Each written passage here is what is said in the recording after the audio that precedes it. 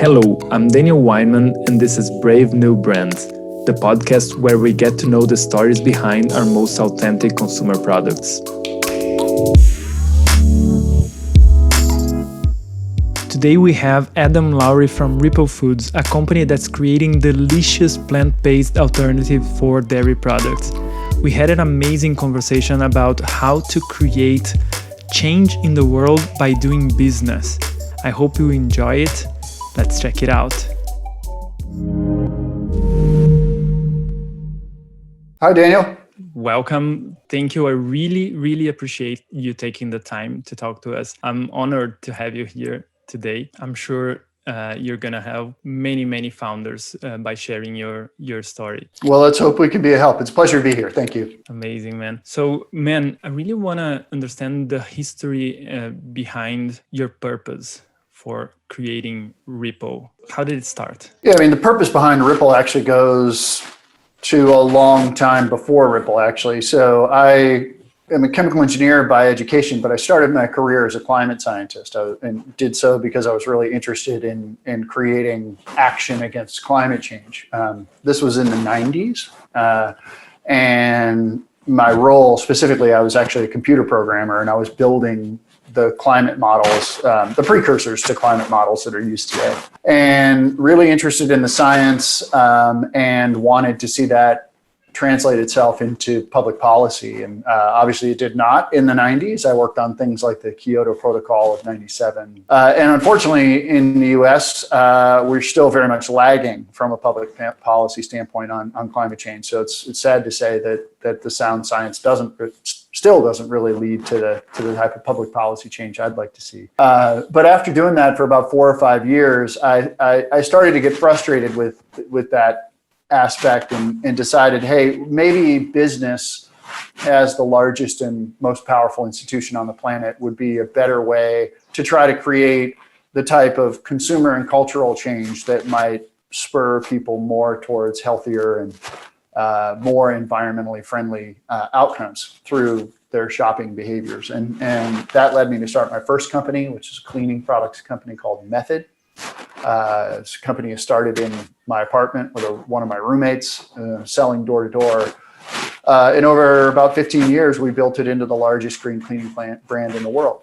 That company was acquired twice. And as a part of that process, I kind of came to a crossroads where I thought, do I want to continue trying to create impact through business with Method, which is already scaled to a couple $100 million in sales, and it's a big business, and growing nicely, or do I want to try to create what could be, another so-called Method, a business that really integrated social and environmental outcomes in an interesting way and did some amazing stuff.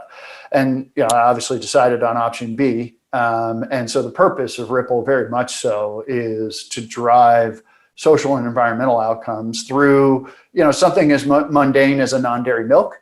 But the approach that we take to that is just that we've designed a product that's inherently a lot better on water, waste, greenhouse gas emissions. But most importantly, it's a lot better on taste and nutrition. And what we try to do is we try to give the credit for what we call the ripple effect, which is that cumulative effect of all of our the consumers that buy and enjoy Ripple. We try to give that credit to them. And so, for example, you see right on the homepage of our website at ripplefoods.com, you see a live counter of all of the greenhouse gas emissions that have been saved, and water that's been saved, and plastic that's been saved as a result of all these people that thankfully have decided that Ripple's a good choice for them. Amazing, man. So there's a lot of history behind it, and I love it. I myself in my career had a similar trajectory. Of course, I didn't go into the climate space, but working with social enterprises and trying to create social impact through social initiatives, and then ended up in business because I thought it would be a better impact also and more sustainable, and et cetera. So I love to see that this is your story in a way. Of course, you've actually worked on regulations and trying to bring this to the world. Sure. And ended up creating two companies that are having a lot of impact. Do you see that the impact is bigger? Was the choice of going into business a better one than trying to change policy in your view right now? Listen, I think you need all sectors of society, right? You need the public sector, you need civil society, you need government, you need the business sector, the private sector. We need all of these things if we're going to create the kind of future we want to live in. One of my big realizations was that politics follows business, not the other way around, particularly in the United States. And you can follow money and, we can get into that whole discussion, but, issues of giving people healthcare and fighting the climate are pretty obvious issues that government should address. The only reason they don't in the United States is, oil companies and healthcare companies are lining the pockets of politicians. And I hate to be that blunt about it, but it just is that blunt. And so part of my philosophy is that, what we need to do is we need the renewable energy sector to start to take over the fossil fuel sector, right? Yeah. We need, in the food sector, the cleaning product sector, businesses like the ones that I have started to try to supplant some more of the incumbents there. And as you do that, and as most importantly, people, consumers of energy and cleaning products and food, patronize those types of businesses, that balance of power, so to speak, will shift. And then you'll actually start to see the public policy change. It's, of course, way more complicated than that. And there are many, many really talented people working on public policy, working in the NGO sector, working in government. But what I've found is that for me, what I like to do and what I'm good at, it seems to fit better in building organizations and businesses that try to integrate social and environmental outcomes. And, and I enjoy doing that. So that's where I'm going to try to make my mark. Perfect. Yeah, I was thinking there's the strategic part where you say, okay, where can I have the most impact? And there's the personal part. Where do I feel the most alive? Where do I feel that I can contribute more? Et cetera, et cetera. And ideally, you integrate them both. And I think that's how you sound. That's the goal. That's the goal. Yeah. And it's, what's been actually really great to see is using business to create social and environmental change was a radical idea in 1999 when we built our first business around it. And today, pretty much every business has that goal. And that's fantastic. That credit belongs to sort of everyone in society kind of realizing that the business sector has a role to play. It's a really important one. And it's just a great time to be in business because business itself is trying to figure out how to redefine success from a world where it used to just be about making money for shareholders, which were generally already rich people, to trying to create more benefits that accrue more broadly to a broader set of people in society. And I think that's a really important shift that's occurred. Yeah, and when you decided you wanted to create a second company, why did you choose dairy? Maybe why did you choose food, and then why did you choose dairy specifically? Yeah, quite simply, it was impact. So there are a lot of social and environmental impacts in the cleaning product sector, but when you look at food, that's where a lot of the impacts are. So just to give a couple of numbers to that, about 30% of the world's carbon footprint is food, and about a quarter of that is actually dairy. And a lot of people know that dairy cows, is a large methane component, which is greenhouse gas, and there's a lot of water and crops that are used in that process. And that's one of the things that creates a very large footprint for something like dairy. So to help people or help accelerate the move that's already occurring of people moving more towards plant-based diets, at least in the developing world, is a really good way to actually lower the carbon footprint of humanity. And when, to put that in perspective, if you put 30% and 25% together, what you figure out is about 8% of humanity's total carbon footprint is dairy, which is just completely amazing. And so if you think about that in the context of 1.5 degrees C or 2 degrees C, holding climate change to those levels, the Paris Agreement, you can actually get a long way there by accelerating these changes that are already occurring towards more plant-based diets. Definitely, man. And one thing, what I find cool about Ripple is that it's the ripple effect is that the homepage, the very first thing you see when you find your website. So you are stating the benefit for the whole ecosystem, right? For the environment, et cetera, et cetera. But Ripple has a fun feel to the brand and to the products. So it's not like sacrifice. It's actually, I'm consuming something that I love. Hopefully that's the experience of your customers, right? And I'm having fun while doing it. It's hopefully as comfortable as milk is for people who have milk as a comfort food like I do. Yeah, I mean, that tone's very intentional with the brand. The Method brand was very much that way, light and bright, and didn't look like your typical sort of green cleaning product. With Ripple, what we're really trying to do is, as I mentioned before, give the credit to the people that buy Ripple. It's not about us and what we're doing as a company, because without the people that consume Ripple, our impact would be nothing.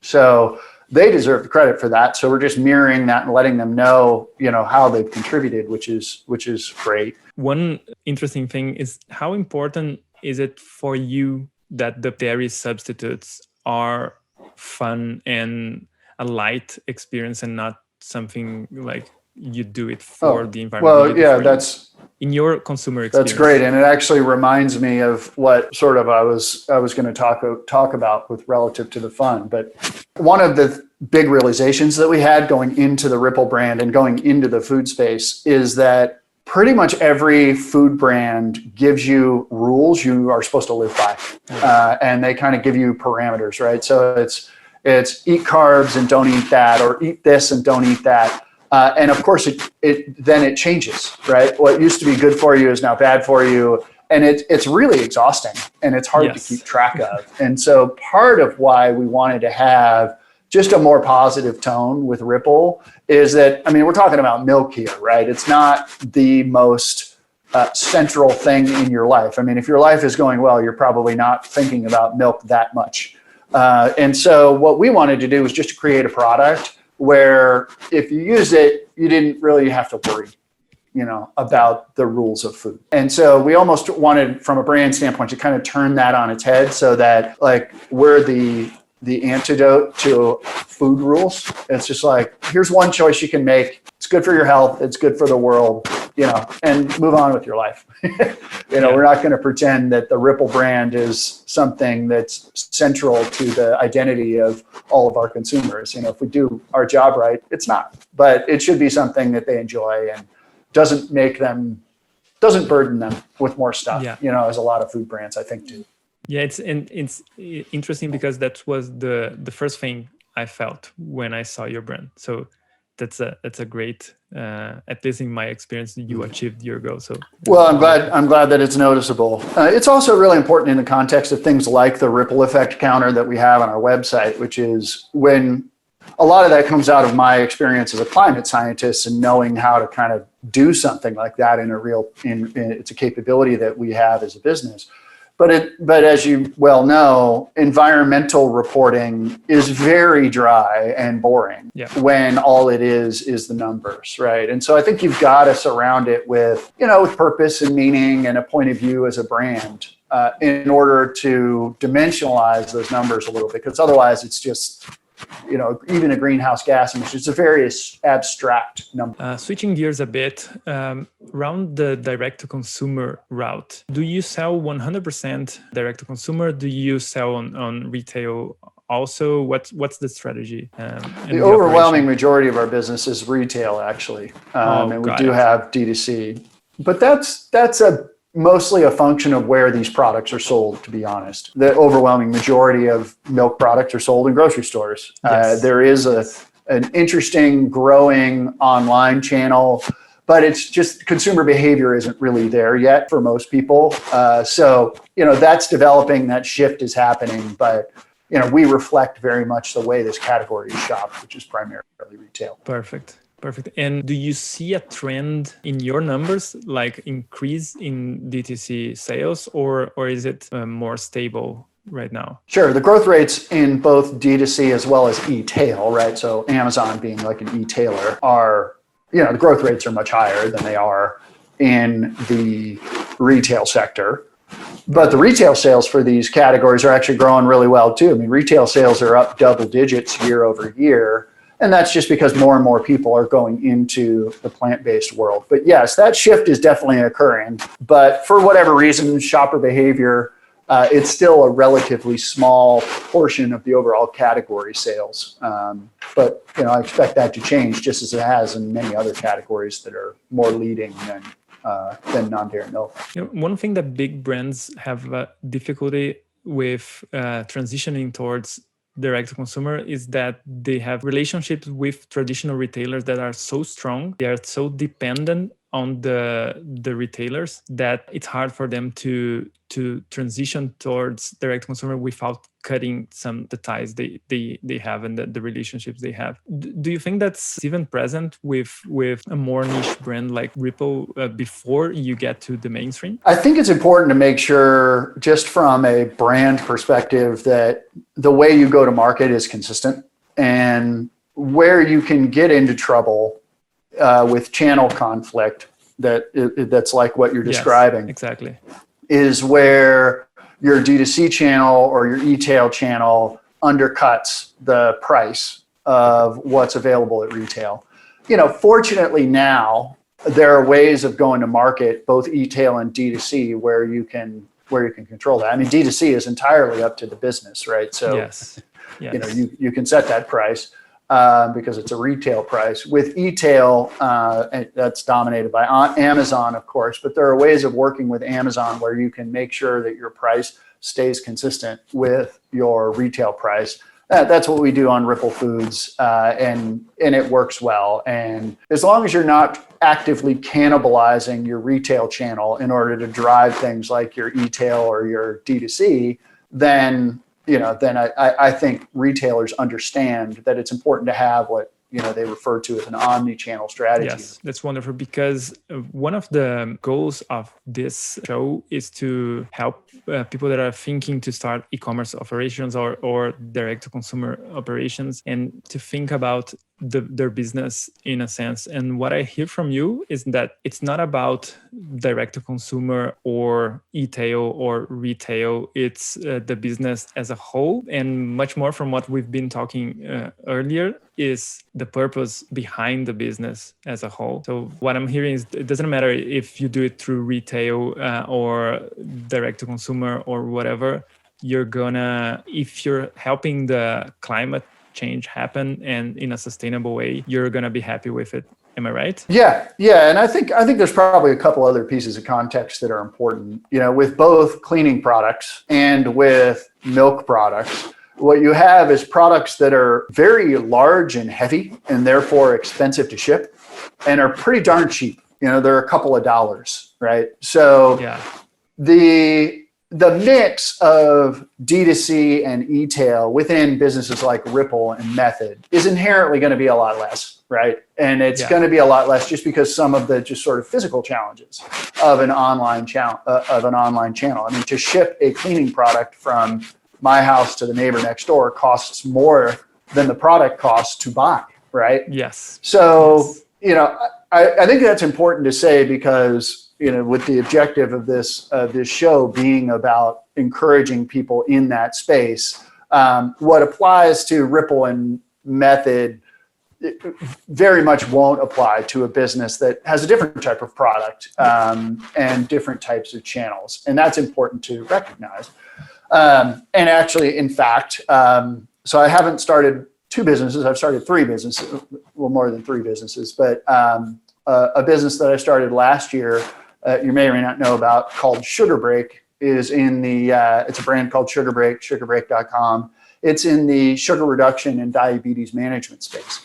And I won't go into a lot of detail on it other than to say that the products are much smaller and lighter, and the price points are higher. And so that's a business where the D2C and the e-tail is already, a really big proportion of the business. So, I do think, to your point in your question, it's important to look at the business overall and then understand what type of channel mix is right for the consumer, the brand, the category, the product that you're going after. And also, if I don't know, if you're into the channel, like you really want to do DTC, to know the constraints, right? You won't be able to do it 100% if the price of logistics is too high. Is that right? And I also think it's important that D2C, regardless of its size or percentage of the overall business, has enormous value from a bunch of different components. I mean, there's a data component that you just don't get when you're working through retail or e-tail customers, right? So you have a direct relationship, of course.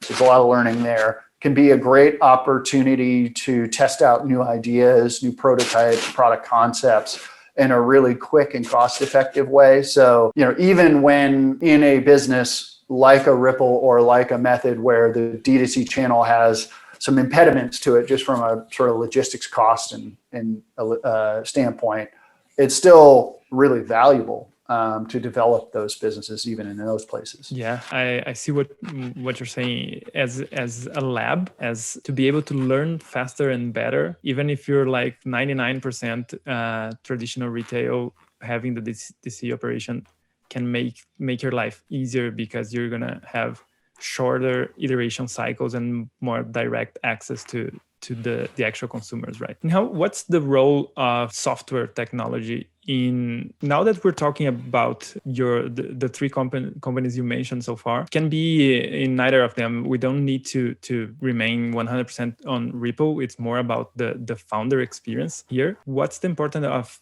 software in all these experiences? Yeah, so to kind of couch it the right way, I mean, we're in the three businesses that I've started in the consumer space, we haven't built any of our own software products. We obviously use software products that we source from other vendors. The most important ones from a sales and marketing standpoint for us are the ones that allow us to understand insights in the marketplace and then allow us to get in front of the right types of consumers. So, things that allow us to target the consumer segments that each of these brands are really going after. Those are things that are high value to the business. Things that help us understand purchase behaviors and just the data of purchasing that we can then use to expand our marketing funnel, get more people into the franchise. Are really the places where I would say we probably invest the most from a software standpoint. Yeah. And what about internal workflows like production capacity, design? Yeah. So from an ERP standpoint, for example, just running the business, consumer businesses have very complex supply chains. And also in the non-D2C world, you're not working directly with consumers, right? You're working with retailers that have a national retailer might have 20 distribution centers around the country. And so there is a very important component of ERP, enterprise resource planning, about making sure you have the right product in the right places, that you can get them to the right distribution centers within the lead times of when your customers order. Can be very complex. There's also a forecasting and demand planning aspect to that. So if you layer on consumer promotions, price promotions, displays, anything that will sort of change your day-to-day sales velocity, and then you multiply that times lots of different customers and 30,000 stores, all of a sudden that type of analytical software becomes really important to doing things like making sure inventory is as low as it can be to preserve cash, making sure your inventory is in the right place, and so forth. So there's an awful lot, and that's not unique, honestly, to Ripple or Method, that any consumer business is going to be investing heavily in those types of tools, because you got to have them to run a business like this and these days. Yeah, and where did you start when you were just starting Ripple Foods? Did you start with the product, like creating the product? Did you start with the channels? Did you start with both in parallel? What was the sequence there? Yeah, with the product, the Ripple's really based around a technology, as we kind of opened with, which was to make the purest plant protein on earth. And the reason that's important, by the way, is that protein is inherently tasteless. So if it's pure, plant protein isn't going to taste like the plant it came from.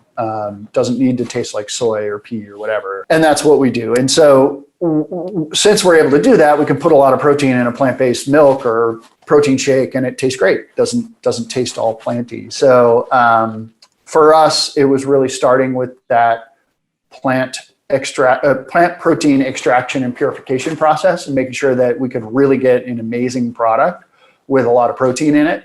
And then once you get that, I mean, I'm a big believer in the consumer space that if you get the product right, then the rest of the business gets a lot easier. And it's a much easier way to compete when you have fewer resources if you invest in a better product, because most big CPG companies are very marketing oriented, and they're really good at marketing. Like, they're good at getting you to think about their brand when you go to the store versus an upstart brand. And you're not really going to outcompete that from a marketing and scale and dollar standpoint. So better to try to outcompete them on the innovation and the product experience. Perfect. So you started with the research and development behind the products, and later on created. Did you create the first line of products? Do you create the first one product and brought it to market? What was the strategy after you had the protein? Yeah. There's sort of two levels. There's the protein level I already mentioned, and then you got to turn that protein into a milk product. So it was both of those kind of concurrently. And what we worked on initially was just a milk alternative.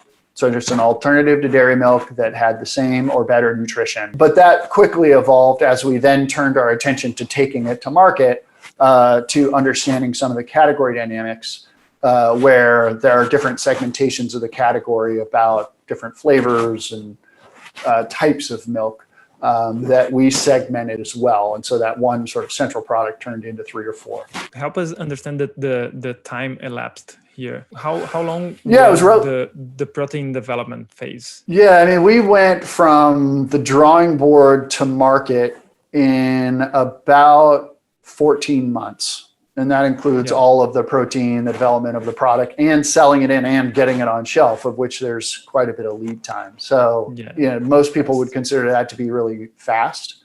That's part of one of the advantages you have when you're 2 people in a room, is you can move really quickly. And you need to, right? You need to be able to move quickly. If you don't have scale, you better have speed. Yeah, and that's a great segue to the part I was gonna ask you about. You mentioned 2 people in a room. It's you and a co-founder. Tell us the story of the 2 people in a room. Yeah. So this has been the case both with Method and with Ripple Foods. Different person in the room, other than I was there, but the co-founders were different. Yeah. On the Method business, it was really about. Actually, on both businesses, it's really about 2 people working together to have different perspectives, to try to come up with a product that is more innovative than what is out there on the market. And of course, what that means in cleaning products and what that means in milk are wildly different things, but the concept's the same.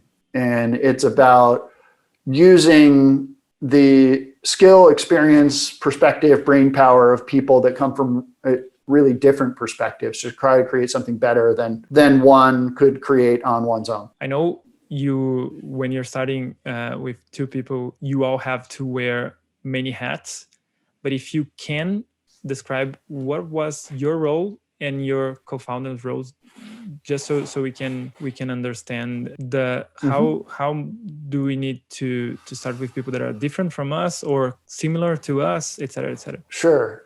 Yeah. I mean, I guess what's interesting about contrasting Method and Ripple is I was kind of on opposite sides of that pairing in each case. So with the Method story, I was sort of the technical resource at the table, having a degree in chemical engineering, being able to actually formulate and develop the product itself, do all the product design, packaging, development, that whole thing.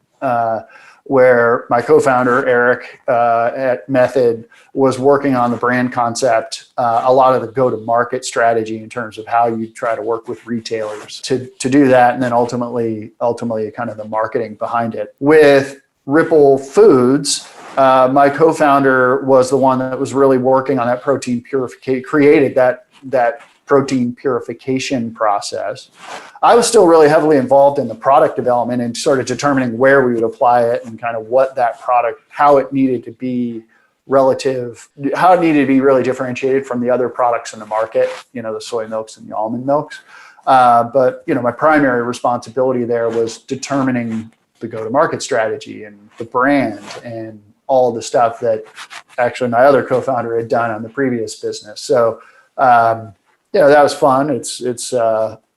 You're right. You wear many different hats, and I think you adjust based on the skill sets that you have at the table to try to create the best possible outcome. Do you have a favorite role? Like, did you prefer working on the technical aspect or more this business role? I mean, the reality is I'm not that technical. I've got an undergraduate degree in chemical engineering. I guess I am skilled at being able to understand very technical things and help them work through the process, but I'm not good at creating those things myself. Maybe method was the anomaly there because, the technology happened to be one that, I could do. Yeah, it was inside your capabilities. But right now, from what I heard so far, you're better positioned to use all your skills. Yeah, to use all of my faculties, right? And I enjoy that more, to be honest. I guess I was a software engineer at one point. I mean, that was more than 2 decades ago, so I've long since forgotten all of that. But I guess that and the engineering background hopefully gives me an ability to be well-rounded and to be able to work with lots of different types of people, which I think you need to do if you're going to create something really innovative. Yeah, and for both businesses, did you had the idea and then went about finding a co-founder, or was something that you created together? It's more, in my experience, a process. Yeah, it's more, in my view, a process that sort of evolves. It starts, honestly, with just conversations and common interests. And then sort of when it happens, things sort of build on top of each other until there's sort of an idea there that is big enough that, you say, yeah, I want to put all of my effort behind that. And so, yes, there's sort of usually an initial sort of kernel of an idea, but it usually doesn't go anywhere without a couple of different people coming together and adding to that idea. And, I know that there are plenty of lone entrepreneurs out there that have, just come up with a brilliant idea by themselves. I haven't. That's just the way it's worked for me. Yeah, and I think it is much, much more common, especially in successful businesses, to have collaboration in terms of partners, not only a team, right? My current co-founder, the way you described, like having conversations, my current co-founder, we got together, we were friends for a while, but we got together one day and he showed me a marketing theory that he was doing, that was training on. And that theory explained to me, at least, why my previous business had failed. And then it just clicked. We just started talking about this framework for building a business that's different from what I was used to operate on. And that connection led to us saying we want to start something together, but we didn't know what. So it started with the relationship. And sometimes, of course, it started with the kernel of the idea, sometimes even more than a kernel. And then I was able to find people to collaborate with. But one thing that it's definitely true is I'm also a person that needs the collaboration to create something. Yeah, it's always great to have different perspectives and different kind of thought processes on your ideas, because it allows you to think about them in different ways. And often those people will bring things you never thought of, and it makes it better. Right. And at the end of the day, if what your goal is to create something better, it's a good way to go, as opposed to, having a goal, having an idea that you can claim ownership over. And when you have a purpose that's bigger than the company behind it, it's easier to collaborate also, right? Because you're not doing it for you or for the shareholders necessarily. You're doing in your case, for the environment and for society as a whole. which I think every company is doing it for society as a whole, but it's not always so obvious to the founders. Were there any or many episodes where you thought you wouldn't make it with Ripple? Well, less so with Ripple, knock on wood. We may, it's not over yet. With Method, there were a bunch. And some of them really early on, just getting access to the capital that we needed to actually get the business going. The earliest one was actually right around September 11th, 2001. We were trying to raise a small amount of money, about $1 million to keep the company going. We were actually in market already. We had raised about $300,000 in essentially money we had borrowed from friends and family and ourselves, and we had spent it all. And we were actually on credit hold with our vendors. We couldn't get any more product, and we're trying to raise money. September 11th happened, which is a whole nother thing, but that just made the world more complicated. And it was a very difficult time. And we had hundreds of thousands of dollars in payables. We had $16 in the bank, and we were on our last leg. Somehow we managed to get that capital, and but there are lots of other times that happened. I mean, Eric and I wrote a book about our Method experience called The Method, and it's mostly about business culture and innovation. But we tell the story about we got a big break with Target nationally, and we were doing a test, and the product that we made was super innovative, but people didn't understand it, and they were ripping it apart in the stores, and there was dish soap dripping down over all of our products, and we were literally driving around to stores for months, cleaning up dish soap off of shelves, and didn't think we'd make it through that. So and one of the things I've learned from talking to a lot of other entrepreneurs is they all have a story like that.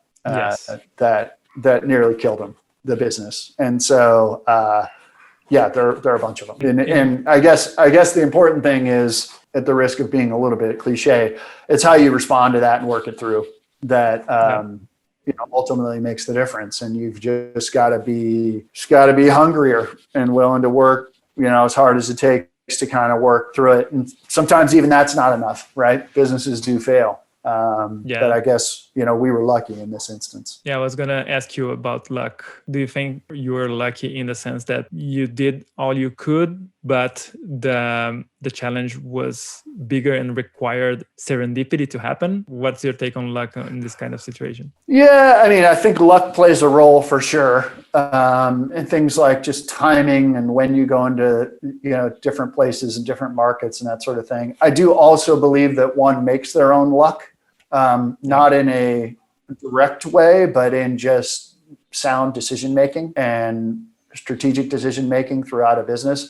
I've got a history in athletics, and the same is true, I believe, in athletics, in sport. You make your own luck on a lot of things, and so I think that's a big component. But yeah, I mean, there's absolutely no question that you're rolling the dice a little bit, and if the timing's right, or something happens, and look at, and this is probably a horrible example to bring up, but while there have been a lot of pain and obviously terrible things that have resulted from COVID, look at a business like Zoom, right? Yes. That's pure luck. And really bad luck for most people, but it's working out great if you happen to be one of the businesses that, but they probably had Zoom, and I don't know, but Zoom probably had a hypothesis that eventually this is going to be needed. They probably didn't foresee a pandemic, but they were in the right place at the right time with the right type of product, where if something like that did happen, they sort of made that luck. So probably a longer answer than you wanted, but I think it plays a role. No. And I think you can also. I want as long as we can, man. As long as the chat is good, it feels right. The longer, the merrier. One thing about Zoom is that they also most probably had the situations where they almost failed and they thought they wouldn't make it. So it's like, wouldn't be surprised. Most businesses do. So it's like the actual job of the entrepreneur is to live through this kind of uncertainty, right? Yeah, if you're not comfortable with uncertainty, entrepreneurship's not a good career path. One path that I always like to explore is culture and team. First of all, how big is Ripple's team right now? High 60s. High 60s. 67, 8, something like that. Yeah. And how do you see the role of company culture, and how do you approach it? Yeah, this is, I think, a really, really important topic, and really timely too, because what culture means in a business is really changing and difficult in light of the pandemic. But I mentioned briefly before that book that Eric and I wrote, my Method co-founder, called The Method Method. And the Method was really a culture that we created around innovation in that business. And it was some of the comments I made earlier about being product focused rather than marketing focused, being speed oriented rather than scale oriented. It was sharing a lot of the ways that we came to those conclusions and then built those as capabilities. But a lot of that was born out of a necessity that and a sort of an inflection point that a lot of entrepreneurs come to, which for Method, that happened right around 50 employees, where you didn't necessarily, kind of know everybody that well anymore, right? Just by the sheer numbers.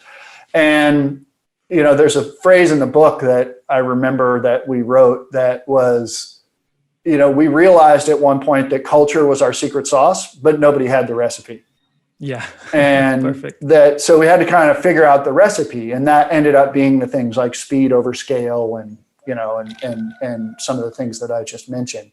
But what it was really centered around with Method was this idea that at the end of the day, if you're going to compete against the likes of Procter and Gamble and Unilever and these large, massive companies that are super good at what they do, you can't try to do what they're going to do with fewer resources and expect to win. You have to do something totally different. It's a little bit like jujitsu, right? You have to make the competitive landscape different from what they're good at. And for us, that was product innovation, sustainability, making it beautiful and countertop worthy in the Method context. Ripple, we're trying to do something really similar. And we did all of that sort of work of figuring out the recipe up front in Ripple, because I didn't want to wake up and, figure out nobody had the recipe. So we did it up front, and it has evolved over time. It's a little different than Method, but that's because a lot of the culture itself at Ripple is different. It's much more technologically focused than Method was. But we have that same sort of cultural infrastructure that we reinforce. And that is the really important part, which is culture is something you practice. And it is only meaningful if you practice. And think about the word culture outside of the context of companies. Think about it in the context of a country or a region, right? The only reason it's real is because people practice it. There's traditions and norms and behaviors and all that kind of stuff. It's no different in a business. What you're trying to do is but what's unique is you're bringing generally, a culture. A lot of people have grown up with a certain culture and they're kind of used to it, right? With a business culture, it's a little bit different because you have a very diverse group of people that come often from very different cultural backgrounds that you're trying to create a common language and a business culture around. And so you're really starting from scratch, and so that aspect of practicing and reinforcing is super important. And for both of my businesses, what we've really tried to do is build it into how we get together every Monday morning to kind of talk about the business, the way that we do performance reviews, how we talk to our customers, what we reward people for, and just in the everyday. It has to kind of percolate through every aspect of the business for it to be really real. What's amazing is when you do that right, just like culture in the non-business context, it takes on a life of its own, and it starts to self-replicate. And it's really amazing to see. And, Method definitely achieved that. Ripple, I'm hoping, is on its way to that. Ripple's much younger than Method, and, practice takes time. But the net result of it is an authentic place where you get the most out of people because, they feel comfortable and they know how to interact with other people in a shared experience. Yeah, and I love the metaphor with regional culture, because on a region, as you said, most people are native to that region, and then you have people that are coming from the outside, and part of the culture is how do you, to use a company term, like, do you onboard these foreigners into your culture? And with business, we need to onboard almost everyone, right? Well, and it's an advantage to do so. Actually, it's to our conversation about collaboration before, the diversity of perspectives that get brought is a big determining factor of how innovative you end up, right? So you don't want people that are only native to one certain type of business culture. You want like lots of different people, but that makes the defining of a business culture even that more complex. And do you have for Ripple, did you have a chance to write down some kind of culture code or anything like that? Yeah, we have that. Everybody has them on cards that we give physically to people. I use a construct of sort of values, behaviors, and rituals, which is sort of the values are what we believe, the behaviors are how we act, the rituals are the things that sort of reinforce that, right? And we actually codify what those things are. And then we try to use that language as a way to reinforce the way we do things. At Method, we had a value, which was what would MacGyver do, which was all about the old TV show and being resourceful, right?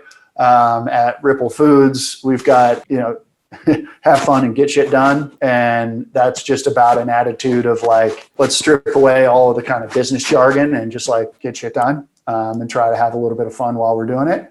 And those are things that, are uniquely the way that we operate, and they're things that people of different backgrounds can kind of understand. We try to reinforce. And how often do you update those? Yeah, good question. The values shouldn't change much if you get them right. That's, what we believe as a team.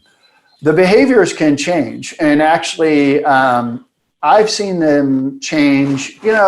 Ideally, you're not changing them like every year, but maybe one or two sort of evolve. Because what will happen is some of them will take on different meanings over time. And probably the best example I have is from the MacGyver days at Method. There was a weird thing that ended up happening with MacGyver where people would sort of procrastinate and then do something at the last minute.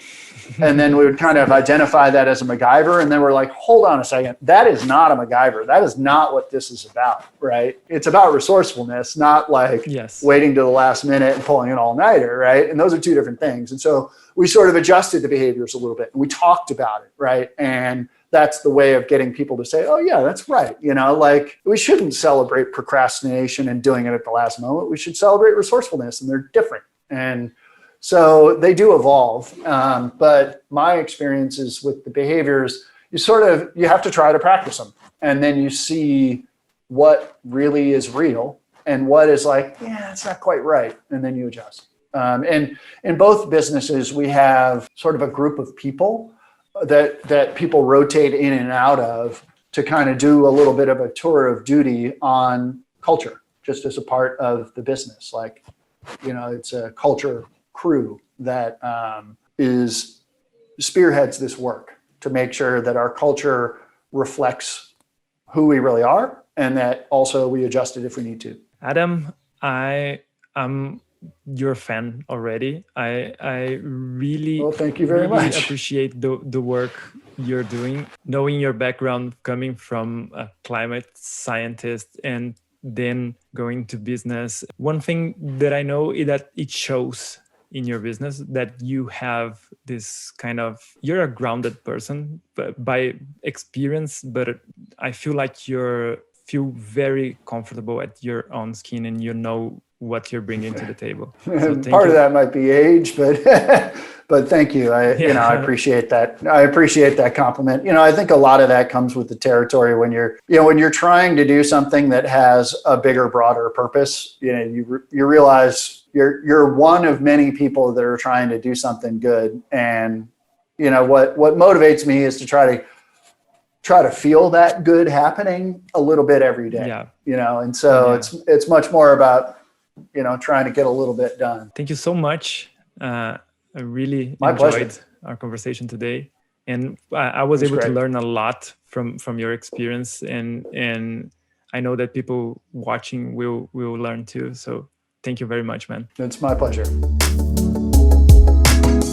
I'm Daniel Weinmann, and this was Brave New Brands. I hope you had a great time and were able to learn a lot during this conversation. Please follow me on YouTube, LinkedIn, and subscribe to the podcast on your favorite streaming service. I'll talk to you soon. Bye-bye.